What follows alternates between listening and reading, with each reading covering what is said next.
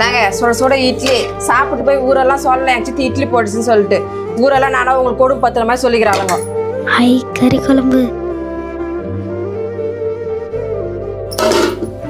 சித்தி கறி போடுங்க சித்தி. உங்களுக்கு கஞ்சி ஊத்தாம இட்லி போட்டது பெரிய விஷயம், கறி வேணுமா? சாப்பிடுங்க.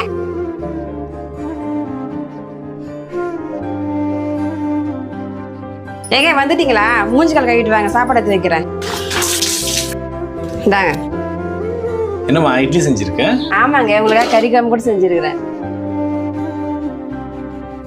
ஆமா புள்ளிங்க சாப்பிட்டாங்களா? அவங்க சாப்பிட்டு பார்த்துட்டாங்க, நீங்க சாப்பிடுங்க. பா சாப்பிட்டீங்களாப்பா? சாப்பிட்டேன்ப்பா. கறி குழம்பு சாப்பிட்டீங்களாப்பா? அப்பா அப்பா கிட்ட சொல்லாதடா. சாப்பிட்டேன்ப்பா. சரி. பிசாசு எப்படி உண்மை சொல்ல. ஏய் இங்க பாருங்க, உங்க அப்பா வந்து கேட்டா கறி குழம்பு தான் சாப்பிட்டேன்னு சொல்லணும். மாத்தி சொன்னீங்க தோலை உரிச்சிடுவேன்.